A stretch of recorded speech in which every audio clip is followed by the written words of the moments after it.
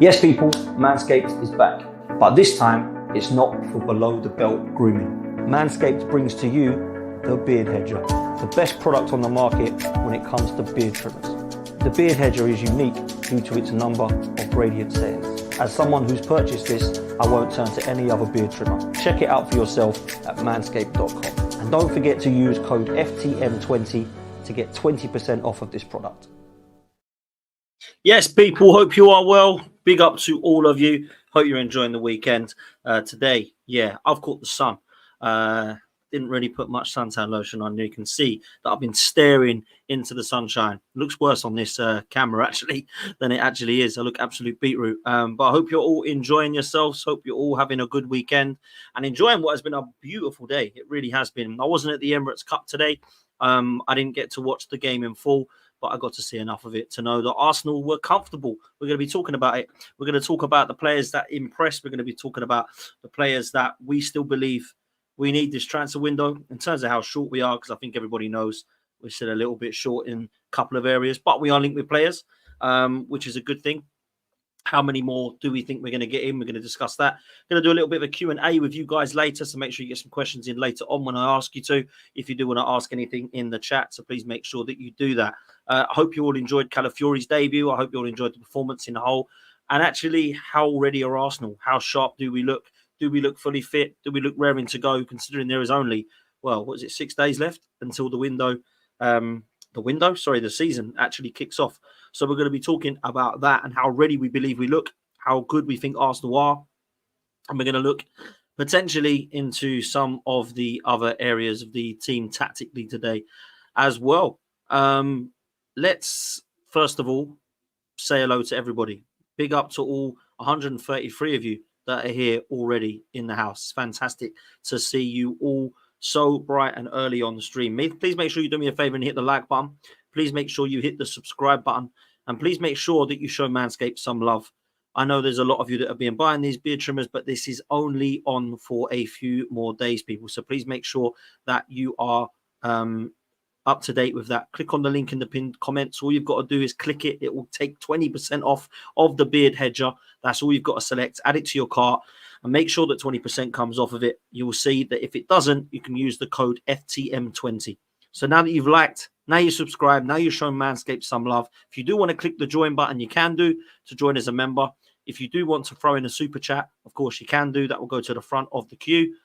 And I want to say a huge thank you to everybody and a huge hello to everybody live in the chat room to you this evening. I say this evening, it is this evening now. Although it doesn't feel like this evening, to be fair, because the weather has been absolutely beautiful. But big up to Lil Tim's who's in the chat. Big up to Charlie. Hope you're well. Chazza. Big up to Bloodside Arsenal. Mark. To Pete. Niffin. Tammy. Carol. Who else have we got here? We've got Glenn. Big up to you, bro. Hope you're well. Great to see that you can catch us live. Nando, big up to you. Will, Damien, FFP, Matt, Abdo, Tony, H, CMB, Bradley, Kwame, and who else we got? Jake, Sammy, Hugh, and everyone else that I haven't said hello to. Big up to all of you. Massively appreciate you all being here. We're going to be talking about Arsenal at the Emirates Cup, which we've won again. Mikel Arteta, he's won something finally at Arsenal now, so everyone can relax. He's finally got some silverware. We've got our hands on the Emirates Cup again. Always good to win your own tournament if you can. But listen, I actually, and all joking aside, thought that Arsenal in the last couple of games looks like the old Arsenal. Looked like the Arsenal of last season. Did we look different? Not really. I didn't think we looked much different. I still feel from open play. Sometimes against teams, there's a lot more we can do in terms of being clinical. We're going to touch on that. Set pieces, we're back. Get Declan Rice on corners and take Trossard off of them. I love Trossard, by the way, but Declan Rice needs to get on them. We're going to talk about them. We're going to talk about how vital Saliba and Gabrielle are at the back, because when they are not on the pitch, we do look very vulnerable. And we're also going to look at the areas of the team that we still believe we need to strengthen, because the window's still open, guys. We have got money to spend. Surely we are not scrimping and saving. Marino, they are saying, could be Very, very close, but it could be as little as £17 million. That is absolutely incredible. If we spent, what have we spent? Potentially under 60 million on 2 players so far. Surely there's £100 million player that we've got to try and get in this summer. Who's it going to be? Is it going to surprise and be an Isak? Or is it going to more likely be a Gyökeres or an Osimhen? Or is it more likely to be that we won't get a striker and we'll get a winger? That's what we're going to discuss towards the back end of the show as well. So what do we make of the game then? Well, as I say, I didn't watch all 90 minutes of it, but I saw the extended highlights and Arsenal looked to be in cruise control. If I'm honest with you, for the first, I would say 30 to 35 minutes, Arsenal looked pretty good. And then it looked like it was slowing down a little bit. There were some chances in the first half. I think we had a couple of chances where Martinelli went through and should have done better. In the second half, I thought Havertz could have done better with his chance to going through. Still need to be clinical, in my opinion. But we do have control of most of our games. And if I'm honest with you, even against Liverpool, Manchester United, I felt for the majority of the time over in America for our games, we were in control. Against Bournemouth, Liverpool, Manchester United, we've definitely been in control in the first half hour against both Leverkusen and Lyon. And that's definitely, in my opinion anyway, very, very impressive because it's something that we believe we have in terms of dominance. And that's what was needed. I also felt that although it was a bit dead in parts, there was always Arsenal that were dominant. It was never really Lyon. They might have had a couple of clear-cut chances. They might have had a couple of efforts. They might have had a couple of breaks. But I never really felt massively threatened, if I'm honest. And David Raya, so far, he hasn't really, if I'm honest, had a hell of a lot to do. And he didn't even get a penalty shootout today. Apparently, Lyon decided they didn't want to take him. That was the rumour anyway. Arsenal and Lyon were like, should we do penalties? And they went, nah, you're all right. We're going to get off. So didn't even get to do a penalty shootout. Crazy. But there we go. But wasn't one against Leverkusen. So I was surprised there was one against Lyon in the Emirates Cup. But, you know, is what it is. But Arsenal go into the game against Wolves now looking pretty fresh, looking refreshed. I think the players that have come into the team definitely look prepared, although it might be a little bit rusty, brushing some of the cobwebs off, like the Declan Rices and Bukayo Sakas who have come back late. Although some of the performances haven't been top elite level, particularly from Bukayo Saka, I don't think that's a worry. I really don't. I think getting back into the mix is really important. Rice and Saliba definitely look ready, in my opinion. Thought Gabrielle, again, I think he's been one of the best players for us in pre-season. I really do. I think he's been excellent. Thought he was great against Bayer Leverkusen, great against Lyon today, and deserves a mention. David Raya, not much for him to do. Ben White, I thought he had one of his better games in pre-season, if I'm honest with you, and I do love the fact that he's an option now overlapping. There's not many fullbacks that Arsenal have had under Mikel Arteta that have overlaps, and when we have had them, he's kind of got rid of them out of the team, like the Kieran Tierney's of this world. Zinchenko's been asked more to invert. For me, I really like Ben White going forward. I think he's got a great telepathy and understanding with Bukayo Saka and definitely with Martin Ødegaard. I think the way that Saliba covers is fantastic for him, and I think he's got enough sort of confidence and reassurance to be able to go forward. So for me, Ben White, one of his better games. And I just think that we're going to start to see him get better and better now, Ben White. I really do. He looks comfortable. He looks ready. Kind of wants to prove a point with the whole England thing. Hasn't missed any opportunities to win silverware there. Well, he's missed opportunities to win silverware, but yeah, we haven't won anything with England. So he's not going to be disappointed not to have gone. I think he will definitely play for England again now that it looks like Gareth Southgate is out the door. And look, let's be real. Lee Carsley coming in. I think he's probably going to get the job full time, if I'm honest with you. That's normally how they work. So Ben White had a good game. I've got to say, I thought Zinchenko was okay again. Now, people will start to say that he is now fine. He's our new left back now. Everyone's got to try and fight to get in the side. I've heard Zinchenko is actually improving now under the new way that Arteta wants to play and all this. I'm calming down on that one. I know for a fact that Zinchenko cannot defend. And I know for a fact that he's hardly had any pressure put on him by Bayer Leverkusen or Lyon so far. When the pressure gets on Zinchenko, trust me, there'll be problems.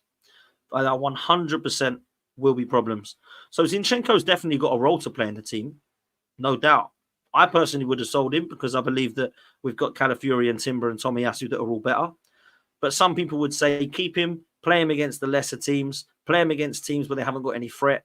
Don't, for example, go up and play him against Bayern Munich when they've got a Leroy Sané. Don't play him against Liverpool when they've got a Mo Salah. But the teams like the Southamptons and Ipswich Towns and Leicesters, maybe we can get away with it because actually he's not being asked to defend as much as perhaps he would if we were playing against those names like Mo Salah, etc. So maybe Zinchenko's got a place for that, right? Maybe he has. But let's just be real. We know that he can't defend. So don't make him defend. And don't allow him to defend. Because it frustrates me when we're there. People are asking, oh, yeah, but he's quite good, but he's not great at defending. But he's a left back. So he's got to defend. Yeah? So that's what I'm saying with Zinchenko. If you want to play him in midfield, allow him to be inverted. You want to play him against the lesser sides, I can just about deal with that. But I don't really want Zinchenko playing for the first 5-6 games, in my opinion. Because I honestly believe it could be a disaster for a few of those games, particularly Man City, Villa and Spurs. I don't rate Zinchenko defensively like that. So I'm not getting carried away with the fact that he's had okay games in the last couple. We need to remember what Zinchenko can do defensively, which is poor. Now, that doesn't mean he's a bad footballer, because actually he's quite a good footballer. Offensively, he's very good, comfortable on the ball. We all know he can play that role very well. But he can't defend. And that's just facts. I do not want him left-back defending against the likes of Son or Kulusevski against Tottenham, or Bernardo Silva or Doku or Grealish or whoever plays on the right-hand side, Foden, Bernardo, whoever it be. I don't want him defending against them. I don't want him defending against Salah. I don't really want him defending, if I'm honest, against the Villa players who are going to come into the team now and potentially give him some problems. So that's the way that I see it, personally. Tomorrow, use sunscreen, mate. Yeah, listen. Schoolboy, man. Schoolboy error. It's actually worse on here because of the lighting. But, yeah, definitely caught the sun today. Big up for that, bro. Good observation skills. Listen, there's over 300 of you here. Do me a favor and hit the like button, please. Much appreciate if you can do. We haven't managed to hit 100 yet, so let's make sure that we can get over to 200 likes, please, people, is the target. First of all, let's see if we can get that. So listen, that's where I'm at with Zinchenko. Let's move into midfield. I thought Thomas Partey was really good. I thought Thomas Partey was really, really good, man. And you know what? He needed it. He needed it because I honestly believe the pre-season, he's not been bad, but he's been a little shaky in parts. Maybe he's brushing off the cobwebs. Maybe he's trying to keep fit. Maybe he's trying to get back to fitness. I think Thomas Partey was good today. And if I'm honest with you, look to control things. Comfortable on the ball, good in transition, bringing the ball forward, always moving forward with the ball in terms of his passing. I thought he was really good, I have to say. And one of our better players. And a lot of people I spoke to said that Thomas Partey was one of the better players watching it live. Now, Thomas Partey, he was one that a lot of people would wash their hands off. He can't keep fit.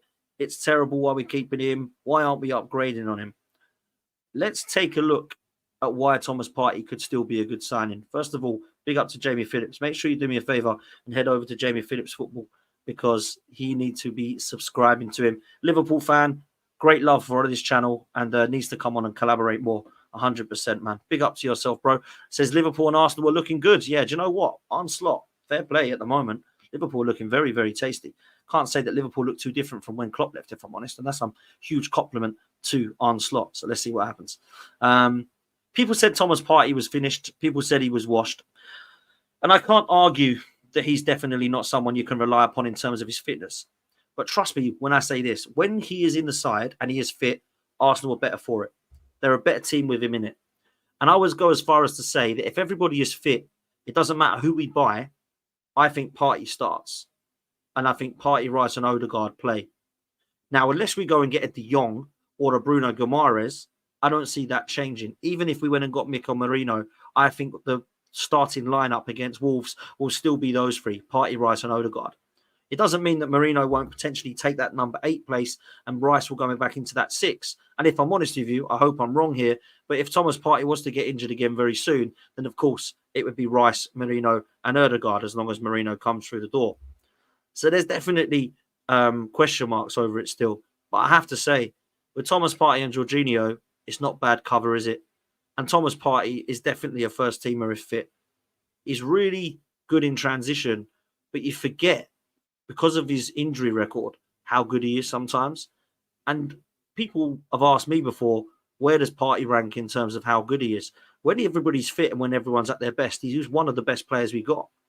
Like, that's just factual, and it has been over the years. The problem hasn't been, do you think Partey's a good player? The problem hasn't been, do you think Partey's good enough? And the problem hasn't been, do you think Thomas Partey is a player that can play for Arsenal and take them across the line? The problem is Partey's fitness, mate. And if Thomas Partey's fit, we're happy. If Thomas Partey ain't, it ain't good news.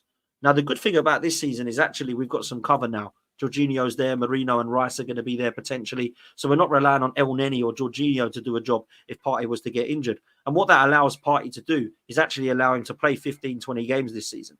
So I don't think we're going to be relying upon Thomas Partey for 40 games, where perhaps we were trying to do that even as little as for last year, but certainly before that as well when we signed him. We wanted Partey to be our Vieira, playing every single game and trying to be as close to that sort of caliber of player that he can be. I think his good attributes are unbelievable. I think he's a player that at 30 years old now is not one that I look at and go, yeah, washed, finished. Definitely injury problems, that's for sure. But when he does play, he doesn't look slow, lethargic, lackadaisical. He doesn't look a player who you think, oh, no, I can't play him. I can't put him on. He ain't the same player. Get him off. I don't look at that with Thomas Partey. And I never really have. I always believe he's one of the best that we've got in the team. So he deserves a mention today. The other player who deserves a mention is Declan Rice. Declan Rice on set pieces is absolutely masterful. He is so good at taking corners and free kicks. And last season, set pieces were so good for Arsenal. And again, we saw today his deliveries for both Gabrielle and Saliba, who immense aerially, offensively and defensively are so good. And what Declan Rice does, people might think this is a bit of a silly thing to say, but when you get a stature or a player in the stature of Declan Rice, you think, what the hell is he taking a corner for? You want him in the box. But look at who else are in the box. We've just mentioned Partey in his stature, right? That's one.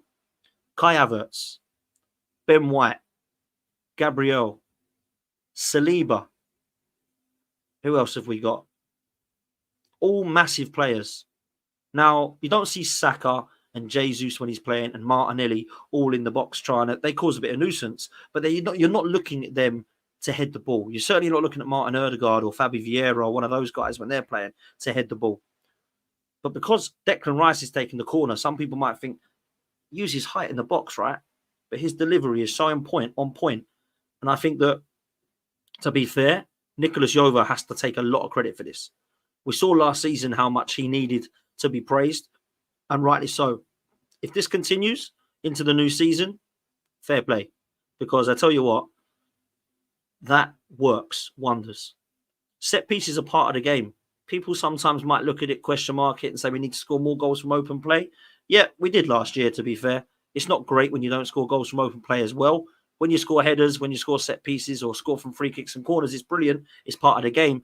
But actually, you need to be able to score all types of goals, and they have to come from open play as well, right? But Declan Rice today was pretty phenomenal, if I'm honest. And his stats proved it. He was a player who really did do well. And I'm going to bring up his stats because I thought he deserved a mention. Where are we? Here we go. So, AFC stuff again.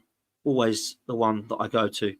Declan Rice versus Lyon. 64 minutes played, 54 touches, 8 touches in the opposition's box, 6 crosses, 5 out of 6 duels won, 3 chances created, 3 tackles, 2 clearances, 2 interceptions, 2 big chances created, and 2 assists. All action from Declan, who I thought was brilliant. And to be fair, probably should have deserved one of the players of the match. I thought he was everywhere, if I'm honest. I just love him. I absolutely love him. And I think this has been such a good signing. When you look back in history at signings, this one will go down as a huge success. And £105 million, people will say is a lot of money, but no one questions it because it was worth every single penny, man. He is a phenomenal talent and one that I think is great in the 8, but even better in the 6. I've got to say it. I think he is brilliant in the 6. People sometimes want to see him in the 8 because he can score goals. I get that. But I don't think he is a Gerrard or a Lampard. I think he is more of a Rodri. I really do. I think he can do that role so well. And the fact that he can play both is a massive compliment to him. But actually, we might need him in the 6 right now more than people think. Because Jorginho and Partey, yeah, fair play. But we just mentioned that they probably won't be able to play many games this season. But this guy can. And this guy is durable. This guy is a very, very fit, well-oiled machine. And I'm a massive fan of what I see from Declan Rice. He has to be touching distance to be one of my favourite players right now. I've got Saka, Saliba, Rice, and it changes like this. It was Saka and Martinelli. We'll come on to him in a minute. Saka, Saliba, Rice. I'm like, what one do I like the most? Honestly, I absolutely love everything about Declan Rice. And I think he'll be one of the players of the season again for Arsenal and one of the most important players for sure. So he deserved a mention. Martin Odegaard, I'm kind of starting to run out of superlatives for Martin Odegaard. He's proved a lot of people wrong. I doubted whether he could score goals and assist not long ago, really, 2 years ago. And then in 2 title race seasons, he's proved he can do both of those and more. I always thought he was a beautiful player to watch, but I weren't sure that he could get the 15 to 20 GA that we needed. And in the last 2 seasons, he pretty much got that last year, but he definitely got it the year before. He has been head and shoulders above everybody in the preseason. He looks so fit. He looks fresh. He's played pretty much every minute of every game. The guy works tirelessly. The work rate is absolutely incredible. I'm a huge, huge fan, man. I'm a huge fan. And I personally feel like now, looking back, this was a great, great example of what a captain should be. Because we can only look from the outside. We don't know what Martin Odegaard is about, right? In terms of his personality. We know that he's a nice guy. We know that he comes across well. But you could see in the dressing room the respect that he has, man. The respect that he has of the whole of the dressing room is fair. So I doubted Martin Odegaard not long ago, thinking, can this guy get the goals and assists that we need? He's definitely good enough to be a footballer at Arsenal Football Club. My God, is he? I mean, impressive. Impressive. So I look at it and I do believe that he, working as hard as he does, leading from the press, I think the work rate of him is phenomenal. I see him at 90 minutes still running around like he was in the 9th minute. I really believe he's a phenomenal talent. And I think he can go down as one of the greats in that position at Arsenal if he was to stay at this level across, let's say, a decade that he's at the club. As long as the silverware is there and he's contributed to that massively, I think he could be a top talent at Arsenal and one that we look at in some of the names of champions on the wall outside the Emirates. I think he could be one of those guys. I think he's that good. So let's see what happens with Martin Odegaard. But another great performance from him. I thought he's been outstanding for a long time now. Every time he gets the ball, he just looked like something's going to happen. He's either threading for a pass, he's picking it up from deep, he's driving with it, he's dropping in deep to win it back, tirelessly working. Huge fan, man. Huge fan. So that's Martin Odegaard. Saka, not the best, if I'm honest. Not the best. Still brushing off the cobwebs, still trying to get fit, still trying to get his fitness back up, still trying to get a run of games. I'm not worried. I never am with Saka. Saka will score. Saka will assist. Saka will create. Saka will have a poor game and do that. For 6 to 7 months of last season, people were telling me he's nowhere near the level that he should be at. And he had 31 goals and assists. So when people were sat there saying that this guy's not good enough and that he's comparing him to Palmer and Foden and Kudus and all these other players, I'm just sick of it now, if I'm honest. Bukayo Saka deserves respect. And Bukayo Saka, in my opinion, was one of England's best players. But no one's talking about that. But I tell you this, people, mark my words. If Saka would have had a quiet Euros, like a certain Phil Foden did, like a certain Jude Bellingham did, other than an overhead kick, would people be on his case? Doesn't even do anything for England now. Poor season for Arsenal. Overrated. Don't understand why he's... Just stop, man. Just stop. If you're too busy comparing Saka, everybody to Saka, then why are you putting him as the benchmark? Because that's what you're doing. When everyone has, isn't that Palmer doing well? Better than Saka. Okay, calm down. Only said he was having a good season. Better than Saka, though. Right, is Saka the benchmark then, bruv? No? Well, what are you comparing him to him for then? Unbelievable. Man, they are jealous of this kid, man. They're jealous because they can see a talent there at 22 years old who's carried Arsenal for the last few years. at a time where we've been unsuccessful. He's been one of our best players year in, year out. From the ages of 18 years old right the way through to 22, which he is now, he's been one of our best players. So we 100% need to hear no more pathetic statements about Saka's ability. Saka is an absolute baller, and I won't have anybody else telling me otherwise. But not the best of games today. It's going to happen in pre-season. He's had a couple now where he's come on, got some minutes in his legs, and let's hope that he's ready and raring to go next weekend, man. I'm sure he will be. Martinelli. Saw a lot of people giving him stick in the chat. Saw a lot of people today saying that he's finished and he's not the same player and he's lost an ounce, a yard of pace. Maybe he has lost a yard of pace because of the amount of injuries he's got. That could be true. I don't know if it is. I think he's still rapid. I do think it's a problem when he runs with his head down still at the age of 22 and no one's told him to run with his head up. I personally need to see him looking at where he's going, not just looking at the floor when he's dribbling. But that's my only real criticism for him. I love his work rate. He's tireless. He's tenacious. The drive and passion he has to want to get the ball and go forward towards goal. He's definitely got a passion and love for scoring goals. I still think he's one of the best finishers at the club alongside Trossard. I personally believe Trossard is still ahead of him. But it was interesting to see Martinelli start today. It was. I think he was sort of saying, Mikel Arteta, Trossard's had a good game, any go and be better. And I have to say, Martinelli wasn't better than Leandro Trossard was against Leverkusen. He was brilliant, Trossard. One of our best. I thought he shone. He didn't shine today. He definitely had chances. He definitely looks lively. And he's definitely a threat. There's no doubt about that. When he gets the ball, he drives. He's a threat. And I went on record a couple of seasons ago saying that I think we've got the best left winger in the world. Sorry, in the league, not in the world. Better correct myself quick there, otherwise people will clip me up. I think we've got one of the best in the league at left wing. And he's not done me any favours in the last season, if I'm honest. He hasn't. Because last season he let me down. Now, I gave him a lot of excuses, but maybe it's harsh that I didn't give those excuses to some of the other players. I think my biggest compliment to Gabrielle is that he didn't let his performance drop with everything that was happening around him. New left back 1 week, new midfielder the next, new left winger the next, new number 9 the next. But I give that same excuse to Martinelli as to why he's not settled into last season. I can't do that anymore.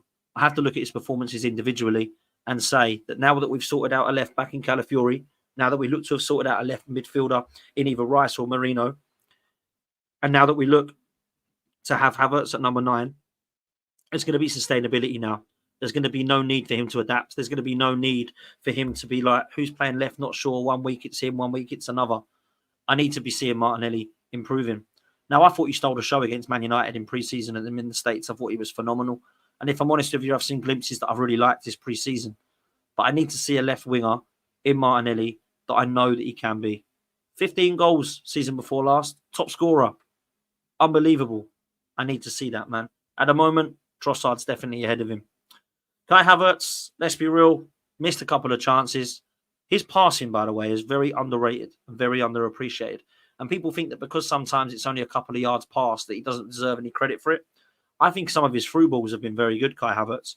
I actually think he's got ability that he can have vision, which is why I understand in some games where he's tried him in this number 10. I don't like him in that number 8. I think it's awful. I don't think it works. But I can understand why Mikel Arteta has said that he can play in that 10. And if I'm honest with you, sorry, I still got a bad throat, guys. So I need my drink.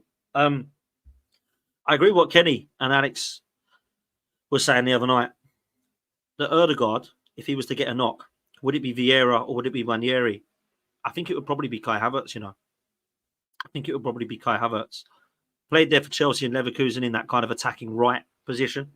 Sometimes it was more on the right wing for Leverkusen, but certainly for Chelsea, it was definitely more central. For Arsenal, he's been better centrally as a number 9, but I actually think that he could play in that 10 a lot more this season if Ødegaard was to need a rest or get injured or get suspended. So I think what still happens with Kai Havertz. Kai Havertz is a number 9. Kai Havertz is a player who can definitely do a lot. I personally feel like he's more of a 9. I think his link-up play is good. I think he's good with his back to goal. He's definitely a threat in the box aerially. He's good defensively as well when he is asked to come back and tackle. I don't mind Kai Havertz. I never liked him. I never minded him when I saw him, but I just didn't quite get him in this attacking 8 role.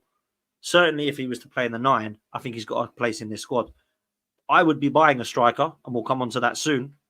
But Kai Havertz, for me, I think we need to look at him as a kind of different dimension. Someone that gives us something different. Somebody that, let's be real, Olivier Giroud did for us for a very long period of time, which was underappreciated. Filling on somebody like Kai Havertz with 25 minutes to go gives you something different, a different dimension, a threat, someone to cause a nuisance, cause havoc in the box, someone to make something happen, whether you are one who wins it back, links up, play, it falls to somebody, Kai Havertz flicks it to somebody.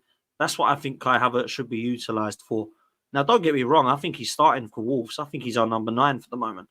I think that Gabriel Jesus has to fight to get his place back, and I think that's rightly so off the back end of last season. If it's going to be like that for Trossard and Martinelli, has to be like that for Havertz and Jesus, right? But right now, I think what was interesting for me was to see the starting 11 that he went with, because I don't think it will be far off that when we play Wolves next weekend. I really don't. People, there's 440 of you plus in this room. I need you to do me a favour, because we're only on 129 likes. And that makes me sad, because that means that you're not appreciating what I'm doing. So please, if you do appreciate what I do, hit the like button, because it shows that actually what I'm doing is worthwhile. Please make sure you also hit the subscribe button, because we are doing mad with subscriptions at the moment. It's crazy, absolutely incredible. What we have done in the last month is just mad, just shy of 2.5k more subs this month. Absolutely insane. So please make sure that you can get up to 30k, which is the next target, and we're getting very, very close to that. So please make sure that we do it. Caught the sun there, Dan. Yeah, you missed earlier. I sat there in the sun all day thinking this is beautiful, and I got back and thought, whoa, should have really put some sunny tan lotion on. There we go. I'll go brown. Trust me. My face and my arms go brown. Rest of my body, bit of a drumstick squashy. You know, it's a bit of the ginge tinge in my beard, I think. That's what happens. Because this ain't ginge, but trust me, this does go a bit ginge. So there we go. Anyway, enough of that. Let's talk about the debut of Calafiori, shall we? Because it wasn't much. We saw glimpses of it. Very comfortable on the ball. A big guy as well. I was talking earlier about the stature of Arsenal right now when you look at them in the tunnel. I've got to say, real talk, he's a big lad. He is a big, big lad, because he's one that looks comfortable on the ball. He's one that can offer something from corners. I think he's good into interceptions. I didn't see much of that, but you can certainly see from his clips how good he was. He looked ready. And what I mean by ready was he didn't look out of place. Looked like he was kind of comfortable, which is a good sign. What I really liked was the reception he got and the atmosphere, because that proves personally that you've got a kind of love already for the player, and we're giving him the love that he wants, right? That's what's needed. So, sorry, I think my Wi-Fi is moving a bit mad, so I hope you can still hear me, people. So the way I see it, personally, he's going to be our left back, and that is one that can defend. I can't wait to see what this back four is going to be about. I don't want to put too much pressure on it, and I did a show about that the other day, about how Arsenal can be compared already to what Chelsea did when they went 15 goals conceded only under Jose Mourinho in 04-05. I don't want to put that pressure on. I really don't. But I think that if we got this right, I think that should be the aim and the target. And I think Calafiori coming in is the missing piece for that. So that's definitely something we need to be looking at, is keeping clean sheets. The other thing that I'll say about that is Saliba and Gabrielle scoring our 2 goals today, brilliant offensively and defensively from set pieces, right? We've spoken about that, how good they are in the air. I believe Saliba and Gabrielle will probably score at least 5 goals each this coming season because of the threat they have from set pieces, right? But when Saliba, or when both of them aren't playing, we just don't have the same cover. Now, I understand we're going to have a bit of a drop-off, but we just look very vulnerable when they're not on the pitch. We saw straight away when they were off, Leverkusen scored. We saw in pre-season, didn't look the same with Heaven and Timber at the back. And we've seen with Kivior coming into the mix. Again, likewise, it just doesn't look the same. So we need them to stay fit. And we need to be very clever about how we rotate them. Now, there's Timber as an option. We'll come back to him in a minute. Calafiori is definitely an option. Kivior at the moment looks like he's staying unless Serie A are serious about buying him. But at the moment, it doesn't look like Mikel wants to sell him. But they're the only real options that we've got other than potentially Ben White or Tomiyasu, who, let's be real, guys, have not played at centre-back for a very long time. So we need Saliba and Gabrielle to be managed and to be kind of protected. They can't play another 40 to 41 games this season. They just can't do it. So we're going to have to judge that very, very well, is what I'm getting at. Timber should be ready this week, should be fit training in the next few days. Probably won't make the Wolves game, but I imagine we'll probably make the game after that in terms of the squad. I don't think that one's to worry about. But unfortunately, Mikel Arteta weren't the same for Tomiyasu. He said that one's going to be a few weeks. And he said it was really annoying because of how hard he's worked. This guy's trying to work hard to get fit. He's not trying to work hard to get back in the side. He's trying to work hard to stay fit. And I kind of feel like Tomiyasu might be on his last legs at Arsenal this season. And I really like him. I think Tommy's a great player. I think he's one of our best in the air. Certainly one of our best one-on-one defenders. But he's made of biscuits, ain't he? He just falls to pieces all the time. And I'm a huge fan. I really am. But players like him, Kieran Tierney, Zinchenko, Thomas Partey, Gabriel Jesus, has to be said. There's 5 players there that I'm kind of giving one more season to prove that they can actually do the business, and that's stay fit and consistently perform and contribute for Arsenal. And unfortunately for Tomiyasu, he hasn't been able to do that since he's joined the club. He's had problems every single season. We saw in the first season, there was issues. The second season, he went out and got injured the same time as Saliba and we lost the title. Last season, he was in and out of the team the whole time. And this season, he's not even started pre-season. And he's not had a Euros or anything. So what is going on? How has this happened? Really, real talk, Tomiyasu, I love him, but he's got one more season for me to prove that he can stay fit. Otherwise, we're going to have to try to upgrade on that position because availability is the best, right? Availability is the best asset, don't they say? Because if you're not available, but you're one of the best players in the world, it's no good. Look at Reece James at Chelsea. He's injured again. Couldn't even get it to the first game. Couldn't even make it to the first game. Injured again. Just not a player that's going to make it, I'm afraid. Sometimes this happens. Look at DRB, look at Jack Wilshere, look at Eduardo. We've had that before at Arsenal for years. I've always wondered about the injuries at Arsenal and why we get so many and why we get so many consistently with players. It's a worry. It is. But hopefully we can get to a stage where Tomiyasu can get back to a run of games. But Timber, I'm not too worried about at the moment. Neither's Mikel Arteta. It looks as if, from what he's saying, he'll be back in the coming days, back to training and back implemented into the squad for the first few games of the season. So that one hopefully will be okay. I think Zinchenko will start, though. I think if we're looking at the game against Wolves, I think Raya in goal, who made a really good save, by the way, in the second half. White will be right back. Gabriel and Saliba will be the partnership. I think it will be Zinchenko that starts and Calafiori that will be moulded into that left-back role. It will be Partey, Rice and Odegaard in midfield, I think. And I think the front three will be Saka, Kai Havertz and Trossard. The only thing he could do is if he doesn't think Saka's quite ready yet, then he could play Jesus wide right with Havertz up top and Trossard on the left. Or maybe he can play Martinelli on the right. That's what he could do. But I expect Saka to play. He always does. He always starts him. He always uses him. So I imagine it will probably be a similar side to that. They've had enough time now, I think, from the Euros, Spain and England. I really do. I don't think we have to be worried about that too much. I think they've had a good few weeks off to get relaxed and refreshed and get themselves prepared. So that's where I'm at. But what we really need now is to look at what we still need and look at where we're still short. And that's what I want to look at because I still think we need a striker. Now, a lot of people will say we do not need a striker because we score goals. And we scored 91 goals last season. We only conceded 29. It's definitely not a new defence and a new strike force that we need. Well, what is it that we need then? Is it a mentality issue?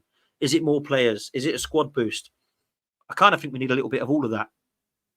But if I said to you, Arsenal have just bought a 25 goal of the season striker on top of a team that's just got 91 goals in the previous season, that finished 2 points off of Manchester City, would you sit there and go, well, I don't want that because we don't need that. We need X, Y, Z. Well, of course we need that, right? Of course we need that. Now, for the amount of goals we do score, which is great, how many chances do we miss? Quite a few. Kai Havertz, Gabriel Jesus, people were talking about Martinelli earlier as well. I have to say, that's why we need a striker then, people. Because I remember not long ago, maybe January, people were crying out for Ivan Toney in the January transfer window. Go and get that striker. If Eddie Nketiah and Reece Nelson are going on top of Smith Rowe, we must buy 2 players to replace them. Not just one. You don't get rid of 3 players and bring 1 in. That's not how it works. And people might say, yeah, but Smith Rowe's replacement's Ethan Nwaneri. Okay, cool. Who's Reece Nelson and Eddie's replacement's going to be then? Because if we only get one of them, we're short again, aren't we? This is what I don't get. And I've said to the fans I speak to, the Cronkies best not leave us short. Let me tell you that. Because if they do leave us short this window and we don't win the league, I'm going to take less pressure off of Mikel Arteta and head it towards our ownership. Because people think they're brilliant owners right now, and I'm cool. I'm with you in terms of them trying to go and win us a title. That's absolutely fine. But be ambitious and maximise every window by supplying us with the funds and saying to Mikel Arteta, who is it you want? Because I tell you what, I want ownership, right? That says, who is it you want up top? We need a striker. Who do you want? Alexander Isak. Cool. How much is he going to be? It's probably going to be about 180, Stan. There you go. There's 200. Take that. And people will go, PSR don't allow it. PSR don't allow it. But we spent much more money last summer than we are going to do this summer at the moment as things stand. We spent 230 million? Something like that last summer. At the moment, we spent 60.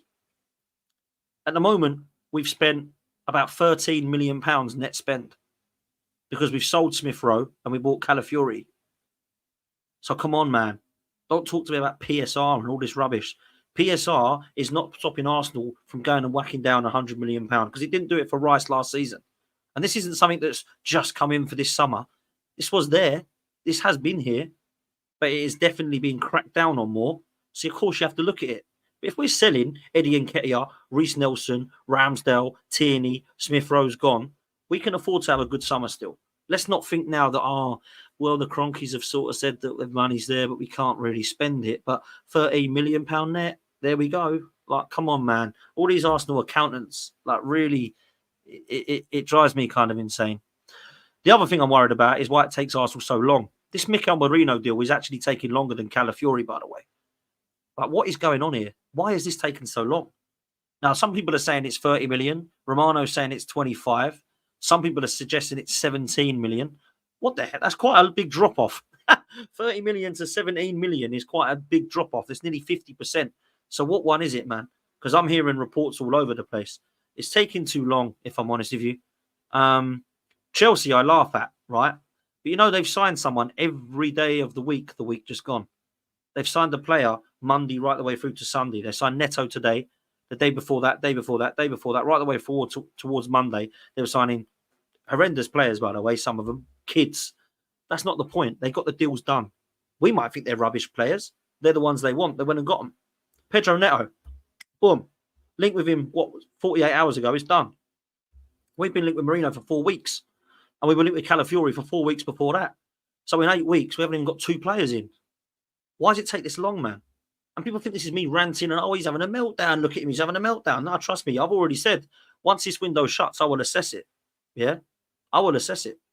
I'll assess where we're at. But trust me, we 100% need to look at these 2 areas of the pit field. And it is Merino, after him, these 2 areas of the field are a winger and a striker.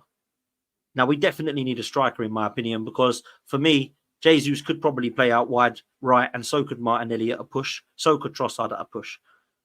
But after Havertz, if one of them gets injured, let's just say Jesus, because he's made of glass, he's out for 3 months. Let's just say it's January, he's out till March. Havertz is the only number 9 at the club. And he's covering Ødegaard if he gets a knock on his arrest. It ain't enough, guys. Eddie Nketiah and Reece Nelson go in. We need to replace both positions. It doesn't take rocket science, does it? 2 players go out. It means 2 players would need to come in. I don't really understand why people think, well, if we just got one, maybe those 4 could kind of cover here, there, and everywhere. I don't want players covering here, there, and everywhere. Let's be real. So that's the way I see it. So that's what's needed. Let's take a look at some of the rumours on AFC stuff, because at the moment, there is no real massive updates on anything in relation to Arsenal in terms of incomings, other than a couple. So let's take a look at what this is saying today. Mikel Merino. Every time I look at this, it says it's happening. It's happening. I was told it was done this weekend. I was told it was close. I was told it's going to be done in the week. And now it seems like Mikel Merino's move to Arsenal will be done next week. Now, when we get to Monday, Tuesday, or Wednesday, it will say Mikel Merino will be an Arsenal player by this next weekend. It's honestly so slow. It really is absolutely crazy. But there we go. There was some news I wanted to talk about, which was this. Simon Adingra to Arsenal discuss. Now, this is a rumour that I heard a couple of days ago, and I didn't know how true it was. I don't know who's reported this. It's just come up on one of the Twitter or a couple of Twitter accounts. I do not know enough about this guy, but he does look a good player. That's all I can say. But is a good player, is that actually like the player that we want to be bringing in? Not for me. Not for me. We need to look at it realistically. And this is a player that I'm sure Brighton have scouted and will probably go on to be a top talent, right? He played well, I thought, when he did play the games for Brighton last season, but it's not a player that I look at and think, wow, Arsenal quality. I don't think that's what we need to be seeing in Arsenal and Arsenal shirt. That's for sure. So that one there, I don't think potentially is something that we need. Emil Smith-Rowe scoring again for Fulham. Doing well, isn't he? 2 in 2. If he can stay fit, him and Iwobi linking up again, I think they could be very, very good for Fulham if he stays fit. But that's a big if, isn't it? A big, big if. And the rest of this stuff is just about the game. I wanted to bring this up because Jurrien Timber is expected to rejoin the Arsenal squad early next week. So that one there is really, really key for me. We need players like him because he's going to be so versatile for us. He's going to be a massive squad player. And I think with Jurrien Timber, the fact that he can play in those kind of back four positions allows us to not worry about Tomiyasu too much and his injury concerns. As long as we've got him available and not him and Tomiyasu both out. That's the problem we may have. So we need him fit. Let's get some questions in, people. I want to do some questions before we do wrap up. Where are we at? What's your thoughts on the striker situation? What's your thoughts on the wide player situation? What's your thoughts on us defensively? Are we still sound now? Have we improved from last season is the question. Somebody asked me that, said, have Arsenal improved? Have Manchester City improved? Have we bridged the gap yet? Well, if you think we've bridged the gap because they've sold Julian Alvarez, then you're wrong. You're wrong. That is definitely not something that we have done to bridge the gap. We've definitely, for sure, strengthened in terms of Calafiori. That's definitely better for us because he will give us defensive stability and that left-back position, which I think, let's be real, I don't know. I kind of feel like we know that Zinchenko defensively isn't quite that guy. But I think for me, moving forward, we definitely improved our first 11. I'm not so sure that we've done enough yet. And I'm talking about enough to actually get a title across the line. We're going up against Manchester City here. Manchester City, I don't think, if I'm honest with you, the squad is levels. I don't think it is anymore. I really don't. I think it was quite clearly. I look at it now and I think it's fairly close. They've definitely got a better squad than Arsenal. They have. It's facts. But I don't think after this window there should be any excuses as to why it's miles better. Because Arsenal, in my opinion, have got a bench at the moment which can definitely rival some positions of the Manchester City squad. For example, when everybody is fit, having Tomiyasu and Timber as cover for your defenders is very, very good. They, whether you think they're better or worse than us defensively, they've got Nathan Ake, they've got Rico Lewis, they've got Akanji that are all able to step in and be backup defenders. In midfield, I feel we're a little short still, but I don't think after Rodri they've got anyone. Kovacic, no. Nunez, not really. Calvin Phillips, that's a laugh. Obviously, after that, yeah, they're brilliant. They've got KDB, they've got Foden, they've got Bernardo Silva, they've got Doku, they've got Grealish. Yeah, they just bought Savinho. For me, very, very impressive. But after Haaland and Rodri, who have they got? They haven't really got a backup striker, and they haven't got a backup to Rodri. So if they were to lose those players, nobody mentions this, but they would definitely be affected by that. They would, 100%. Because Rodri's the best in the world. When he was suspended, they couldn't win a game. They could not win a game. So I don't feel personally we can be looking at Arsenal going, what if they get injured? What if they get injured? Like we do, and like I've been guilty of, but not look at Manchester City in the same light. Because what if Rodri gets injured? What if Haaland gets injured? Come on, man. Like, real talk. It could be potentially worrying for Manchester City. So that's where I'm at. Yes, they've got Oscar Bob coming through. They've got McAtee coming through. Just like we've got Wanyeri coming through. They all look good players. But are they ready to get you across the line and win a title? I'm not too sure. Let's do some questions, man, because I'm really interested to get your thoughts on this. Do me a favor, put a Q at the start of the questions, just so I know it is a question, and put in some super chats so that I can get them at the front of the queue if you want your question answered, because I've got about 16 at the moment, maybe 17. So it might be a while for you to get your questions up. So throw in a super chat and it'll go to the front of the queue. This one comes in from Kwame, who says, do we need another winger? I think we need another striker more, but we certainly need another cover for Saka.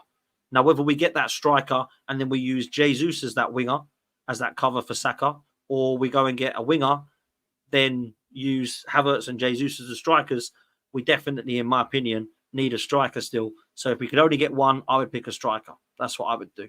So, yeah, big up to you guys, man. And great question as well, Kwame. This one comes in from Shahan, who says, Dan, will you take Raphael Leite? See, I would, because he's quality, but he's a left winger. And I feel like we need someone who can play on the right. And I don't know that Leite, I've ever seen him on the right. We've already got Martinelli and Trossard that can play on the left. So for me, I would take him, but then I might worry where we would play him and how we would get into the first team. Maybe you'd play ahead of Martinelli and we use Trossard as more of a central figure. Maybe we do that. Could be interesting for sure. So that's answered that one. John Bamford says, is Arsenal's starting 11 better than it was last season? I would say no. I would say yes, because we have a left back in Calafiori now.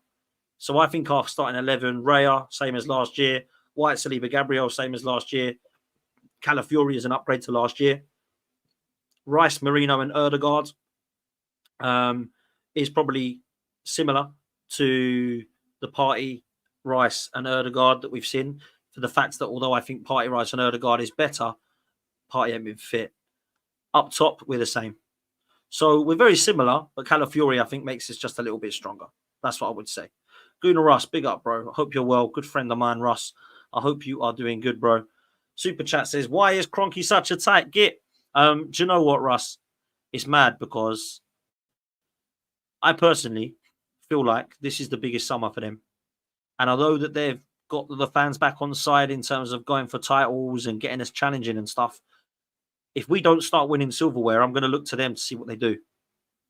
Do we give him the tools to win the league? Do we question whether he's good enough? Do we look at our process and ask if we're happy? Our project, do we look at it? That's what I'm going to be asking. So I think it's fair. Like, people will say, what? Tight git? We've spent £700 million. Yeah, we've spent a lot of money. Trust me. But in the past, look at what we've spent it on. That's what I would say. So let's get this right, man. And let's hope that he's able to, or they are able, I should say they now, because it's Josh as well.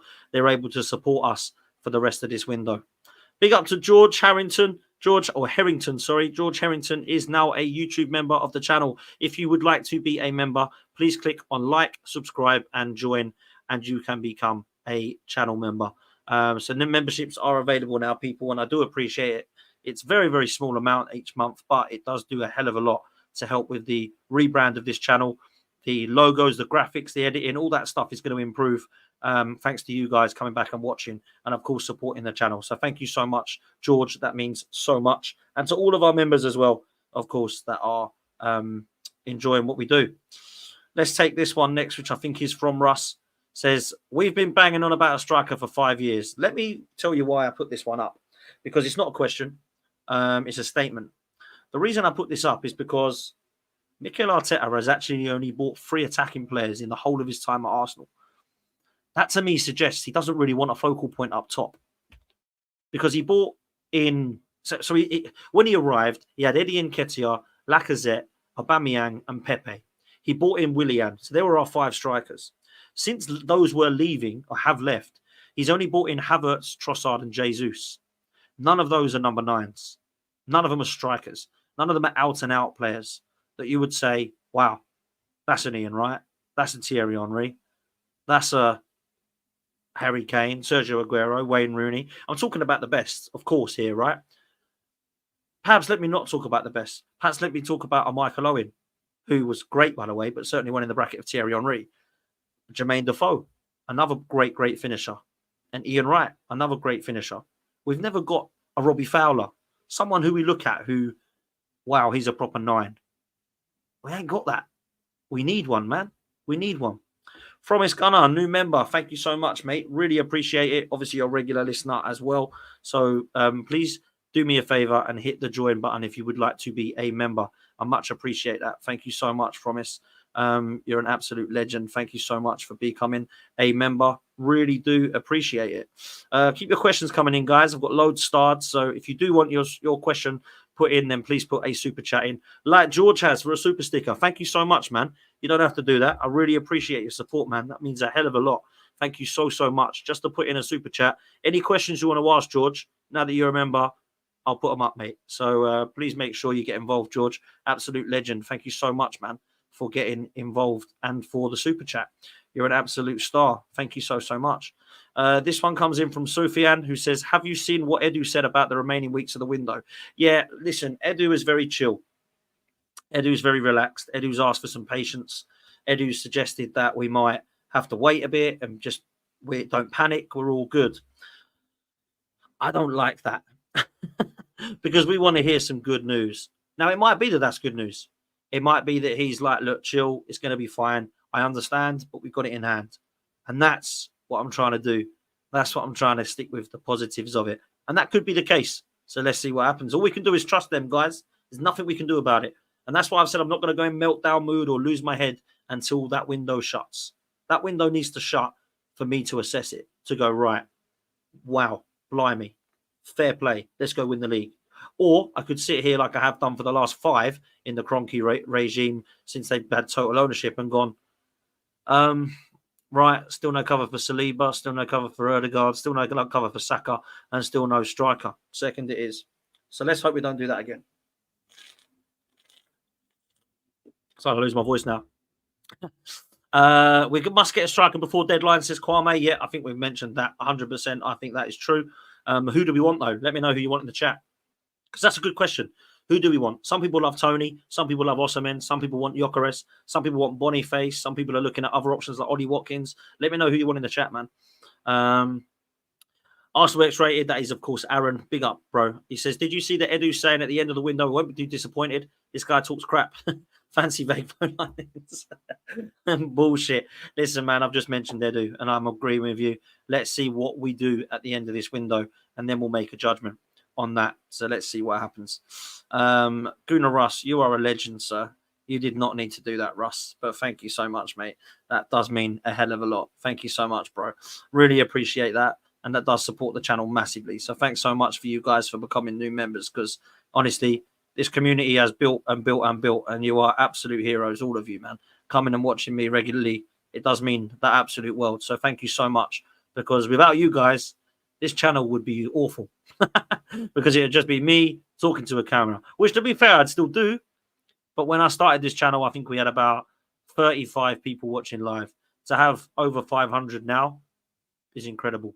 To be at nearly like 25k subscribers, incredible. All of you guys, thank you so much, because it's you that have done this. So thank you so much. If you could all do me a favor, though, and hit the like button, that would be amazing. We're still not hit 250 yet. There's over 500 of you here. So please make sure that you get those likes up. Let's go towards 350 is our next target, please, people. Big up, Russ. Thank you so much for that, mate. Red-Eyed Gunnar is next. He says, would you take Mudryk for 35 million? Do you think there's a player there? Could he be transitioned into a striker like Thierry Henry was? I definitely don't see a striker. I don't think he's good enough as a finisher from what I can see. I definitely don't see a player who's going to get any better in that Chelsea lineup. And I just don't think he was quite as good as what people thought. I think maybe at Shakhtar Donetsk, people looked at a few like performances and thought, yes, he's the one. He's the guy. I've just not looked at him enough to think. I've looked at him enough, but I've not looked enough times to go, I haven't said enough times, wow. I just haven't. Like, I really haven't. Big up to Aaron, man. Keep supporting damn people. Like and subscribe. Thank you so much, man. Much appreciate that. Right, let's get through some of your questions, shall we? Because there's going to be quite a few. Let's try and get through some of them very quickly. This one comes in from Mansa. We all know we haven't done enough. If and when we don't win a trophy because Arteta's failed to sign a striker, should he be axed? I get a lot of this. He needs to win silverware this season, in my opinion. Or I think that there would be absolutely no defending those that think he should be replaced. Because when do we get across the line? When is the date? Throw the date at me. For those that go, no, absolutely not. We're going to win the league. When? 2028? 2031? 2037? We've got to be real. There's got to be a cutoff point here. Because we're ready now to compete. If we don't get across the line, there've got to be question marks. Now, let me be honest with you. Mikel Arteta is staying at Arsenal. I'll make a wild take. If Arsenal had a shambolic season this season and we finished 7th and we didn't win anything, Mikel Arteta would still be the Arsenal manager because the Cronkies believe in him and the fan base would not turn. The fan base love Mikel Arteta. If we come 7th and didn't win anything, he will still be the Arsenal manager. So this Arteta's got to go stuff. It's just got to stop because he ain't going anywhere. Trust me, he ain't. Right. Let's look at this one from Kwame. Says, Dan, do you think we can stop City this time? Yes, I do. Because if I'm honest, I believe Pep Guardiola is beatable. The reason I think Pep Guardiola is beatable is because Manchester City didn't win the Champions League this year. Real Madrid did. Manchester City didn't win the League Cup this year. Manchester City didn't win the FA Cup this year. So they won the league, but they were stopped in the other 3. So why can't we stop them? That's the way I see it. Super chats come in from Aaron. Big up, bro. My own channel is in the works. Any advice, bro? Well, listen, first of all, let me know what your channel is because I'll subscribe. Make sure everyone else does as well. And the other thing I'll do is say that if you are willing to work hard, if you're willing to be consistent, putting in daily content once or twice a day, and you are happy to not look at the views, not look at the subs, just make sure the content's good enough. Consistency is key, man. Just keep plugging away. And even if you get 3 people watching, who cares? No one cares, man. There's some egos in YouTube. Ignore them idiots. Ignore the hate. Ignore the comments. Look at the love. Look at the community you've built. And just keep going every single day, man. And enjoy it. Yeah, because it is a great life. Trust me. Enjoy it. That's what I would say. And big up, bro, for doing your own thing. Absolutely, you should do. David, he says, Dan, last night you covered Gunner Blog's news about filling Garlic's last role. We all knew Vino was leaving in January, and only now they look. Sign of poor planning. You're right, we have money. No excuses. Yeah, it's interesting, isn't it? Because we knew that Vinay Venkateshan was leaving, but it doesn't look like anyone's replaced his role and that Richard Garlick has now been kind of replaced there and moved up. I wonder if that role will just dissipate and just potentially leave, and then it will just be Richard Garlick who will be the guy. I would like to see another board member come in that's an Arsenal man alongside Edu and Arteta, because for me, somebody like Gilberto Silva, somebody like Mark Overmars, somebody like Dennis Bergkamp, even if it was somebody like David O'Leary, that would come in and have an understanding of how the club is, what the club is, the class of the club, I'd absolutely love it. I really would. That's the way I see it. Got to get through some of these questions now because otherwise we're going to get well late. None of us are going to go to bed tonight. Sufyan says, have you seen what Edu said about the remaining weeks of the window? Kind of done that one, mate, so I hope I've answered that one already. If we get duplications, guys, it's because I've just starred them and I've not read through them. So apologies. Cheers, Dan. Appreciate it, fella. No, absolutely, man. You're absolute welcome. Absolute welcome. Nev says, big up, Dan. What did you make of Edu's comments? Be patient. You won't be disappointed. I hope so. Yes, again, I've answered that one. Listen, I think we've just got to wait until that window shuts and then make your decision about whether you think we've had a good one or not, bro. Jake says, if Tomiyasu and Zinchenko stay this season and Tommy can't stay fit, who would you rather sell next summer? I think Kivior might leave this window because there's a lot of rumours suggesting Serie A want him. I personally wouldn't because I feel like we're kind of short at centre-back otherwise. I would still get rid of Zinchenko because defensively Tomiyasu is so much better, and I like my fullbacks to defend. So that's what I would say there, personally. So I hope that answers that one. Mike says, do you think if we have prime Fabregas now, we win the title this season? I believe that kind of midfield player will activate the front three. Look, I think if you've got Fabregas, you've got a great chance of winning something. He was phenomenal. And in his prime, probably one of the best Emirates era players at Arsenal, if I'm honest. And he'd probably make my all-time 11, which is crazy because I didn't go back into the days of Liam Brady, unfortunately. So I can only go by players that I saw. But if I was to go with a 4-3-3 in my all-time Arsenal 11, I have to put Wright, Bergkamp and Henry all in this team. So I'd probably go with Vieira, Pires and Fabregas, if I'm honest, in my midfield three, and have them in a formation that we kind of play now, I suppose, with Vieira at the base and Fabregas in the 8, and then Pires in the kind of attacking midfield. Yeah, that works. I'll go with that.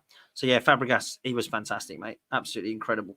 Loved watching him. Let's take this one from Nathan. He says, why would getting Adingra be bad? He's an improvement from Nelson and Saka backup. His numbers are better than Neto, Sane and Coleman. Get him plus a striker. Nathan, you've put me to shame, man. You've backed up your opinions as why you want Adingra. I don't think it'd be a bad signing. I don't think I ever said that. I definitely didn't say it would be a bad signing. I just don't think it would take us to the next level or be the needle mover. But maybe you're right. Maybe you'll be better than Sane or Neto. Neto, by the way, is a brilliant signing for Chelsea, but only if he stays fit. Like, let's be real. But maybe Adingra is the one we want. There's a lot of players we want to be linked with. Leroy Sané's, all these guys, Coleman's. There's so many that we're linked with at the moment. Have you seen what Edu said about the remaining weeks of the window? Yes, we've taken that one. Where are we at? John Bamford. Is Arsenal's 11 better than it was last season? We've mentioned that one as well. Why is such a tight ass? We mentioned that one as well from Russ. Let's take the ones that we have not got so far. Sorry, I'm trying to star some of these as we speak. Okay, I think I'm there now. Will Gnabry ever stop scoring at the toilet bowl? Well, I hope not. I hope he carries on scoring wherever. I think he's a top player, and still I think would do a good job as covering for Saka, but I can't see him wanting that. I think he wants first team football, that's for sure. But I'm a big fan. Dan, worried losing out to Neto. I think we'll keep Nelson and sign Zubimendi and Marino. Maybe why the deal is taking longer. I think Zubimendi is probably going to go to Liverpool, bro. I really do. I think that Arsenal would take both, but I just don't see us linked with both. Marino looks like he's coming to Arsenal. Zubimendi looks like he's going to Liverpool. There is rumours today, actually, from Morano that Zubimendi is still not sure that he wants to leave Real Sociedad. But the release clause, if activated, would mean that Zubimendi could be forced to go, or if they don't want the money, then he might stay. So we'll see, because Arsenal were linked with him and we were told he doesn't want to leave Real Sociedad. So let's see if he does. Let's see. We'll see, won't we? If he ends up in Liverpool, it was obviously a load of rubbish. Are we an Odegaard injury away from a season write-off? I don't think a season write-off. I think he's very important, but I would suggest that Saliba is probably the most important player in the squad because the drop-off is crazy from him. I would also suggest that Odegaard and Saka are on the same sort of level. If we was to lose them, it would be a huge blow. But yeah, Rice, we've got Partey. Number 8, we've got a few of them that can play there, that have played there, that are all similar. Martinelli and Trossard. Left back, Calafiori and Timber. Right back, Tomiyasu and White. Gabrielle and Kivior. But Saliba is the one, really, I would say, that we cannot afford to lose to injury. And we saw that, didn't we? When he got injured, we lost the title. Not saying it was because of that, but I thought that was a huge factor. We come to the last few now. Would you take Van Persie or Fabregas to add on this year's team? Yeah, I would. I'd take them both. I thought they were two of the best players that we've seen in the Emirates era. So I would say that 100%. Where are we at? Dan, when will Odegaard take the number 10 shirt? I really don't think he will, man. I don't think he's bothered by it. I don't know if there's rumours suggesting that he's come out and said, I want the number 10 shirt. If there are, then let me know and point me towards them. But I would suggest that he's happy with the number 8. I think he's happy with 8. It's Arteta's number. And I saw a picture of him and holding a number 8 shirt. And him and Arteta were like, look, this was our numbers. I think he's quite happy with the number 8 shirt. I just don't think that will happen personally. So let's see. Mark, big up, bro. Hope you're well, mate. Hope you're having a nice day. Says, do you think there's an excuse that Arsenal won't win the Premier League while Pep's City's manager? The last 2 seasons we were in winning positions, only to lose games, allowing City to overtake us. Mark, spot on. The reason that Arsenal did not win the league wasn't because of Pep Guardiola. Let's have it right. We beat Villa, we win the league. That was nothing to do with Pep. When we were in the Europa League, well, Pep wins everything. Well, Pep wasn't in the Europa League. So why did we win that? Because Pep weren't in it. So if Pep is the reason we don't win stuff, why didn't we win the League Cup? They were out of it. Why didn't we win the Champions League? Because they went out to Real Madrid. So let's just be real. It isn't to do with Pep. It's because Arsenal haven't quite been able to get across the line for man management reasons, for squad depth reasons, and for mentality reasons. They are the reasons that Arsenal have not got across the line. It isn't because Pep's too good and you can't beat him. Well, factually, that's incorrect. You can beat Pep. Yeah? Klopp has beat Pep. Antonio Conte has beaten Pep in the Premier League. Already, we've seen 2 managers beat him in the league. We saw managers beat him in other leagues that he's been at, in Bayern Munich and La Liga with Barcelona. So, come on, man. Like, it's a stupid excuse. I don't really understand it, if I'm honest. I think it's just an excuse to not make us look bad. Like, oh, Pep's so good. Look, wow. It's just mad. Anyway, with Neto off to Chelsea, who's your ideal winger that Arsenal should target? Rafinha is mine. No, not Rafinha for me. I think we can look at that one and potentially see that the ship has sailed. I want Eze and Gyökeres. They're the 2 that I want now. And I know that people will say Eze is not a right winger, but he can play there, left wing, left attacking 8 and number 10. If we can't get him and we need an out-and-out winger, I would go with Leroy Sané.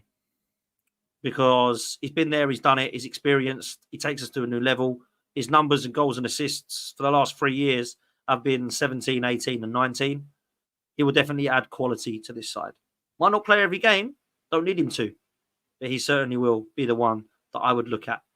Nico Williams isn't going to happen. Pedro Neto is gone. Eze doesn't look like there's any movement on it. Bakayoko, I think, is too unproven.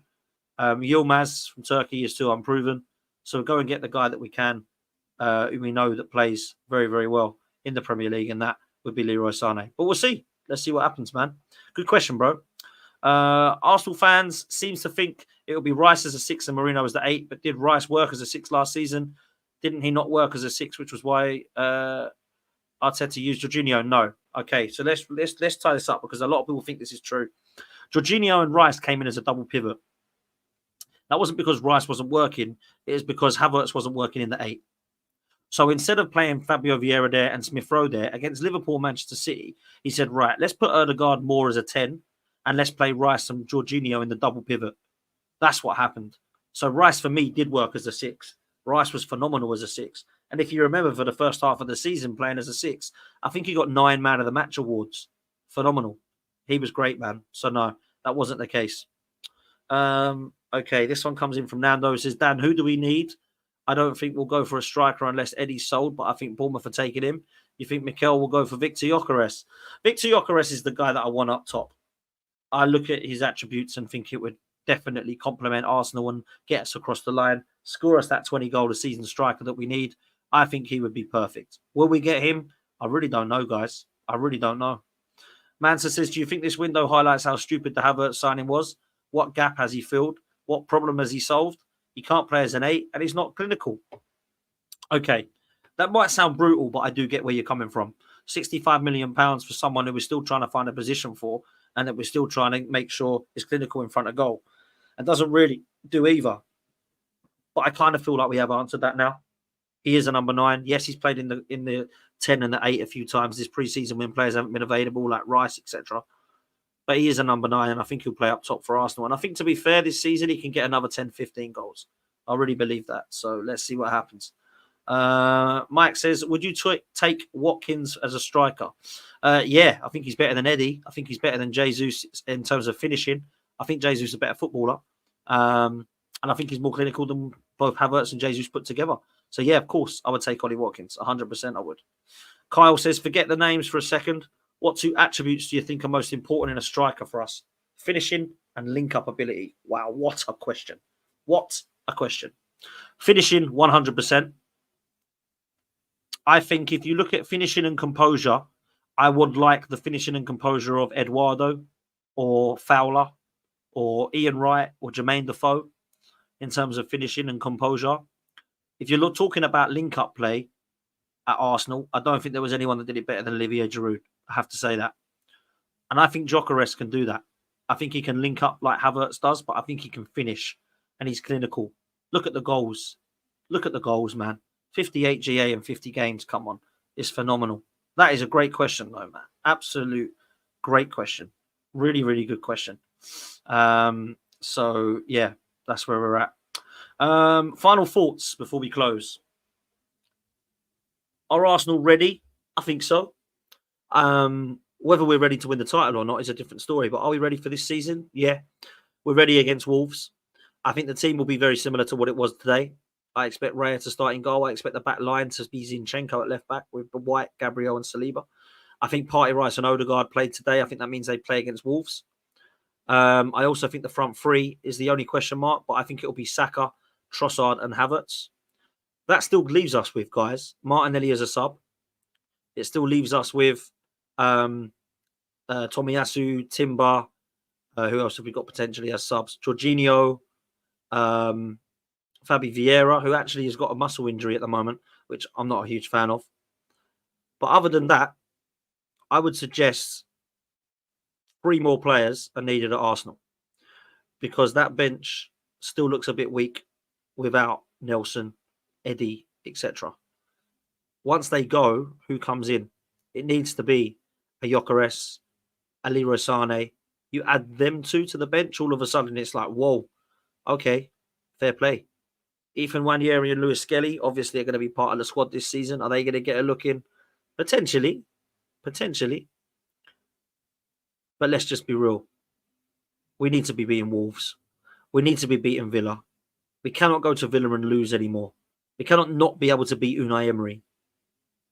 We need to go to Brighton, or I say have Brighton at home and we beat them. And we need to beat Spurs.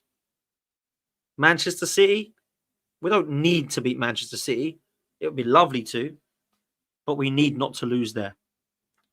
I would love for us to go and put one over them this early on, just like we did last year, to go, do you know what, we've beaten them early doors. I would love to do that at the Etihad. I really would. But I need a clinical striker to be able to do that. Because last season, we didn't have that. Trossard, great position. Needs to square it to Martinelli, doesn't have the legs. Martinelli, believe it or not, actually, if he would have been playing on that left-hand side, who knows, it could be a completely different scenario. Jesus in that game missed 2 chances. Need a clinical striker. So for me, in the games where we were missing players last season, we were definitely missing a striker. Because we might have missed players in another position, but we got by, whether it be at left back, or whether it be at right back, whether it be, but up top, Havertz was there, was missing. Jesus was there, was missing. There was only Trossard that ever played in that one-on-one that I thought he's going to score. Everyone else, there was a big question mark over it. Victor Gyökeres, I've got faith in that he's going to put it in the net.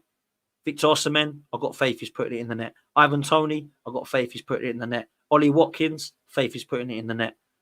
So we need one of those, man. One of those has got to come in. It's not going to be Alexander Isak. Obviously, I was exaggerating earlier when I said he'd be 180 million. I think he'd be at least 100, maybe 120. I don't think Arsenal have got that. And if we have, we won't spend it on that. So that's where I'm at, man. Go and get a winger. Go get a striker. Add them to Marino and Calafiori, and Arsenal are set. And there's no excuses not to win silverware, people. That's the way I see it. Listen, we're going to end it there. Please make sure you do me a favor. Make sure you hit the like button, because before you go, we've got 293 likes. We need 300 at least, people. There's well over 400 of you in here still watching, which is great stuff. Make sure you check out Manscaped. Manscaped pinned in the comments. All you got to do is click the link, go to Beard Hedgers, Beard and Face, Beard Hedger, add it to your cart, 20% will come off. So please make sure you do that. Hit the like, hit the subscribe button before you leave. Like and subscribe. It's really important that you do both of those things. They're absolutely free. So please don't feel like you'd have to pay for anything. You just hit 2 buttons, like and subscribe. And it does so much for the channel. So please make sure that you do that before you leave. I will be back tomorrow. I'll be back tomorrow morning at 8:30. And in the evening, yes, you've guessed it, the Race for Europe show is back. See you then, people. Take it easy. We're out of here. Up the Arsenal. Yes, people, Manscaped is back. But this time, it's not for below the belt grooming. Manscaped brings to you the Beard Hedger, the best product on the market when it comes to beard trimmers. The Beard Hedger is unique due to its number of radiant settings. As someone who's purchased this, I won't turn to any other beard trimmer. Check it out for yourself at manscaped.com. And don't forget to use code FTM20 to get 20% off of this product.